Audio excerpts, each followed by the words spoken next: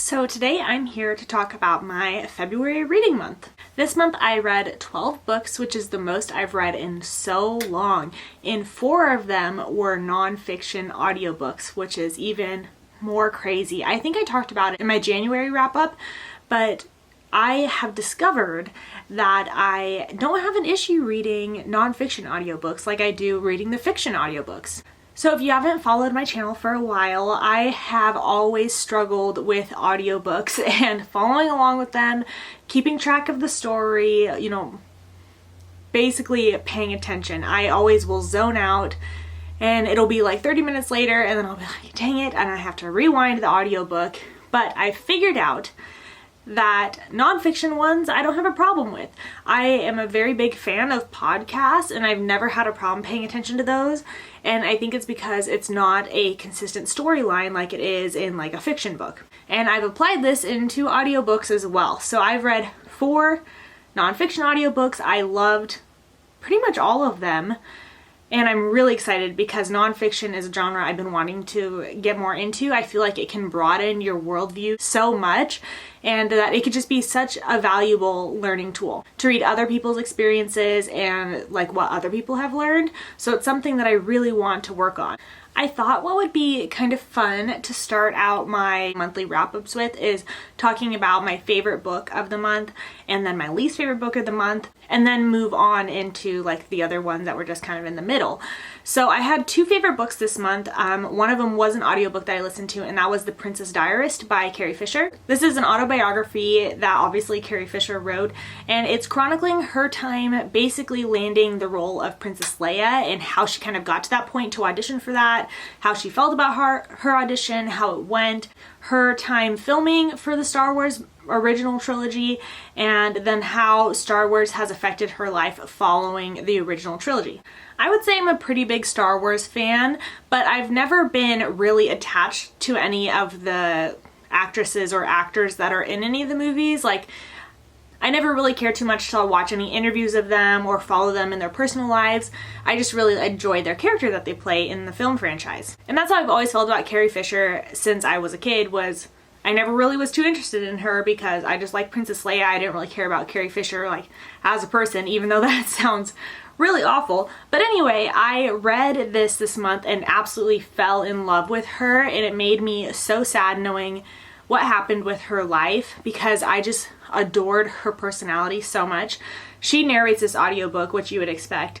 She brings such an amazing level of personality and energy and just like spice to this story that I really enjoyed listening to the audiobook as opposed to reading the physical book of this, and I definitely would recommend that to anybody else who is looking to read this book to pick up the audio because I just loved the way that she narrated it, and it just made me really love her so much as a person in addition to her character. My other favorite book this month is probably not a surprise, and that was Golden Son by Pierce Brown.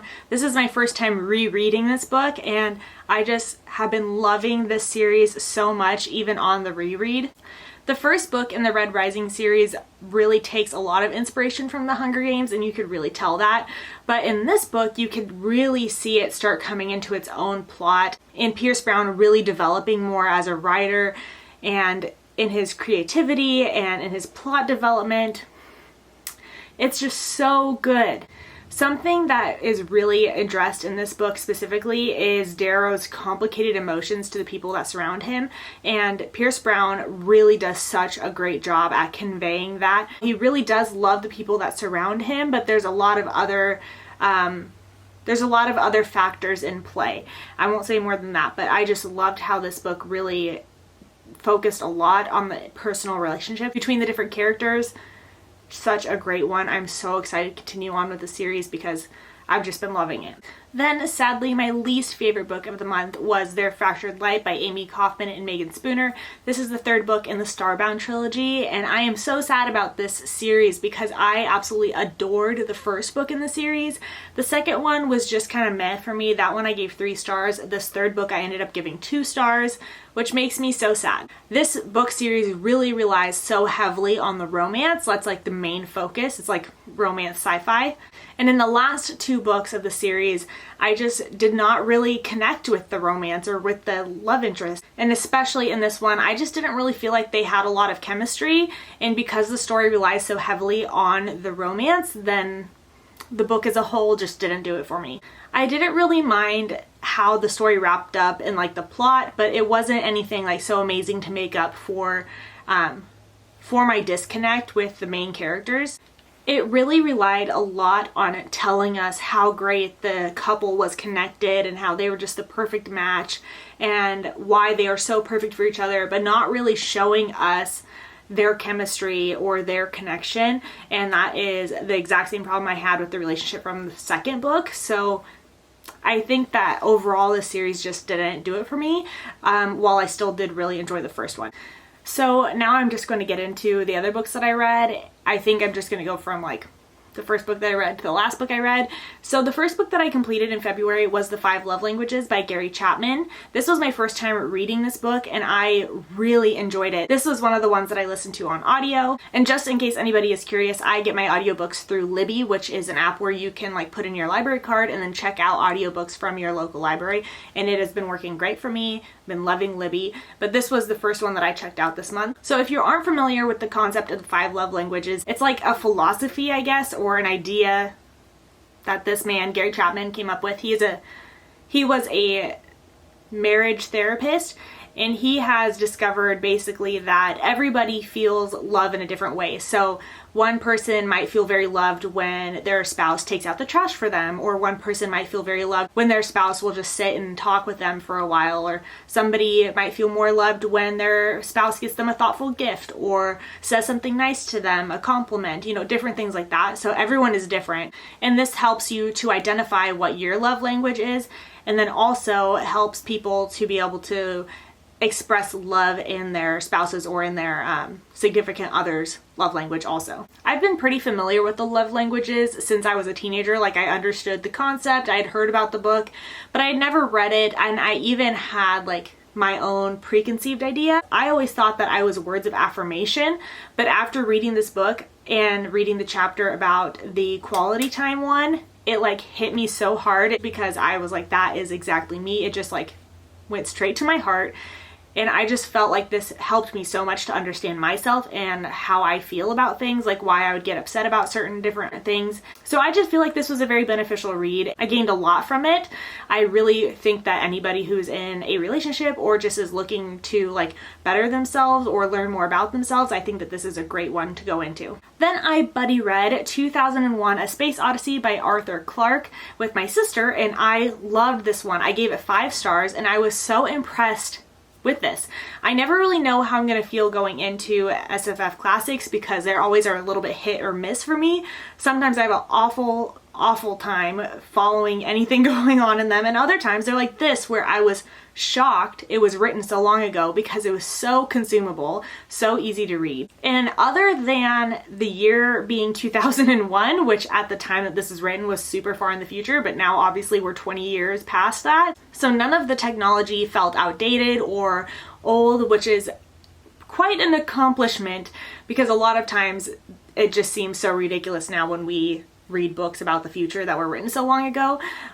But this one really held up. This is following a scientist who ends up getting to go on a secret mission to the moon because there was a discovery made there, and he has to figure out what's going on with this discovery. And then it's also following the perspective of an astronaut whose assignment gets kind of rerouted because of this discovery that was made on the moon. I'm not going to say anything more than that. The author did such an amazing job at making sure the plot and everything was so like well-rounded. It was just really balanced. And I also really loved how he conveyed the emotions that the astronaut felt of just like awe and wonder. You could like really feel his emotion through the book. So this is one I would really recommend for people that are looking to get into more science fiction classics but are a little bit intimidated. I felt like this was a great one to start with, especially because it's super short. It's less than 300 pages and it's just really good. Next up, I have Fate of the Fallen by Kel Cade. I buddy read this one with Holly from Holly Hearts Books, and I'll link her channel over there if you're interested in checking her out. She has great adult fantasy recommendations, so make sure to go check her out. And sadly, neither one of us really enjoyed this book, so I'll spoil her monthly wrap up. I gave this one a 2.5 out of 5 stars. This is basically a twist on the chosen one trope.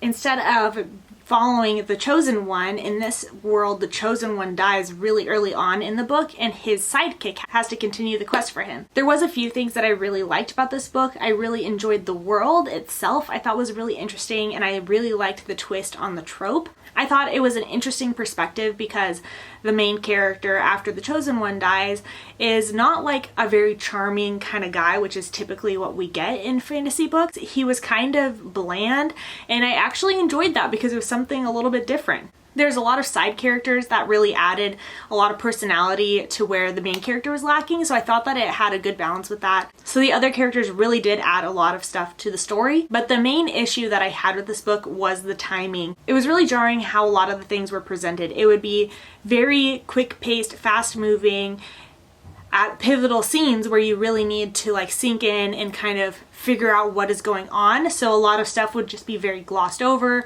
or very like sped through. And because so much of this plot progression was really sped through, a lot of it didn't have time to be fully developed. So a lot of things felt like kind of coincidental rather than developing naturally, which is obviously what I as a reader prefers, is when something is very naturally developing, whereas this was kind of forced into happening. This is a really short book and it's following several different perspectives, and I just felt like it was too short to include other perspectives. I just really would have enjoyed it more if it had been solely based in the one perspective because of its length, or lengthened and kept the other perspectives. I just wanted more from this, and I just felt really sad that I didn't enjoy it as much as I hoped I would. Next up, I read Injection Volume 1 by Warren Ellis, Declan Shalvey, and Jordi Belair. This is a graphic novel, and honestly, I can't even explain to you what this is about because I was so confused. I just feel like I was not smart enough to read this book and keep everything track everything in my brain. It just did not work for me. I couldn't even tell you what the book was about at the end of the book, so if that gives you anything, I can tell you it's not about a virus or anything, which is what I thought it was about. It's more like techie than that. The main issue that I had, and I think why I struggled so much to grasp anything that was happening, was because the timeline jumped around so much. It'd just be like maybe half a page of one thing, and then it would switch to like before, and then it'd switch to now, and then switch to the future, and then before again, and then now, and then the before, and then the future. And I had such a hard time wrapping my brain around all these different plot things going on and how they worked together that I did not understand it. So I gave this one 2 out of 5 stars because I don't think it was inherently bad, but I also don't know if it was my problem or the book's problem about why I couldn't understand it. I also just realized I haven't been holding any of these books up the whole time that I've been doing this video, but anyway, the next book that I read was The Complication by Suzanne Young, and I gave this one 3 out of 5 stars, and I actually had the opposite problem with this one that I did with Their Fractured Light. So with this one, I absolutely love Tatum and Weston, which are the couple that's in this book. The program series follows 3 different couples, and the couple that is in this book I loved, and I love their romance together. But the plot itself I just felt was kind of messy and a little bit all over the place.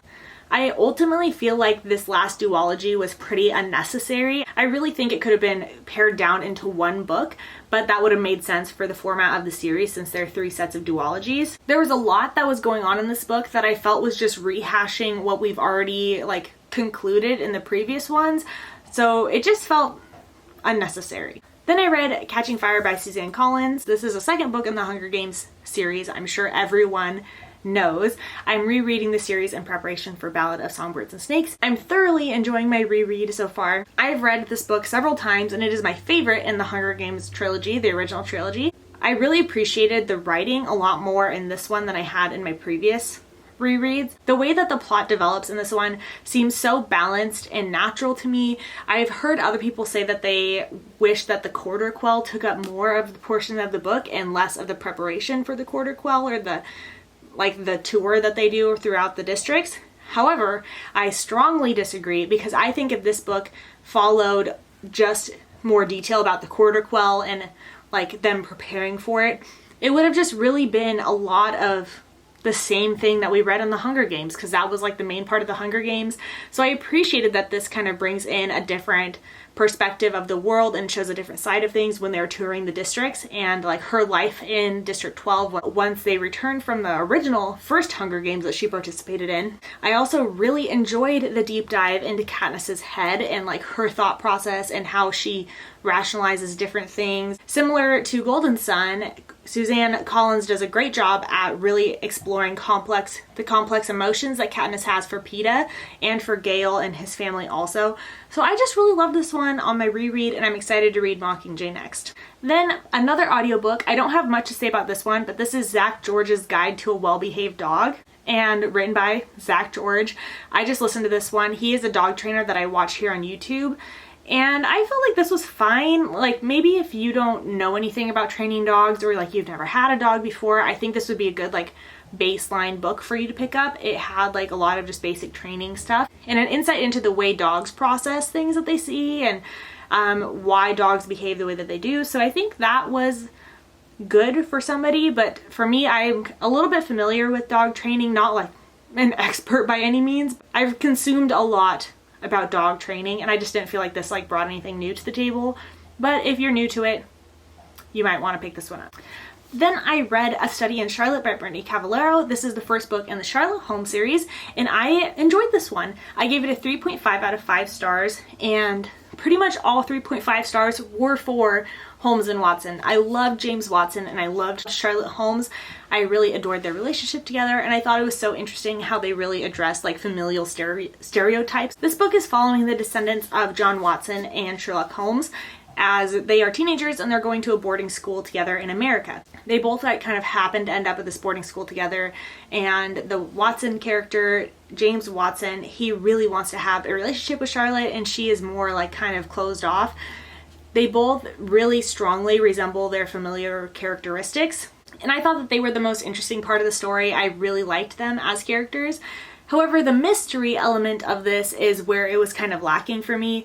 I just didn't really enjoy the mystery. I thought it was just kind of meh, plain, fine, which landed me at a 3.5. I would be interested in continuing on with the series just because I really enjoyed the characters, and hopefully the mysteries in the other books are a little bit like better for me. I just felt like this was kind of just middle of the road mystery, fine. Then the final book that I read during February was In Order to Live by Yeonmi Park. This is a nonfiction book. I listened to this one on audio, as I mentioned before, and I loved this book so much. It was so amazing. I highly recommend this one if you're looking for a new nonfiction book, memoir. Yeonmi Park is a North Korean defector. So she and her mother and her sister all escaped North Korea when she was 13. And they ended up falling into the hands of human traffickers as they were escaping North Korea. So it's her story about that and living in China after being human trafficked, and her escaping eventually to come to South Korea, and her life about that. So it's a real deep dive into life in North Korea, along with being very insightful regarding human trafficking in China and in Asia, which is something I hadn't really known very much about. So I thought that it was really interesting to learn a little bit more about this. I absolutely adored Yeonmi. I think her story is incredible, and I definitely recommend this book to other people because just an incredible story. Well guys, that is all the books that I read during February. I've got the sun shining on me right now. I had a good reading month in February based on how many books I read, but I also read quite a bit of books that were just kind of like middle of the line. There were so many books that I wanted to get to this month that I didn't end up getting to, like The Toll and An Arm of the Sphinx. I'm in the middle of reading The Toll right now, so hopefully I'll have that finished in the next couple days. But I really appreciate you guys watching this video. If you want to know more about my reading plans for March, I'll link my March TBR up there. It's a really short one for this next month, but I'm doing something secret also, so that'll be a lot of fun. Thank you guys so much for watching this video, and I'll see you in my next one. Bye!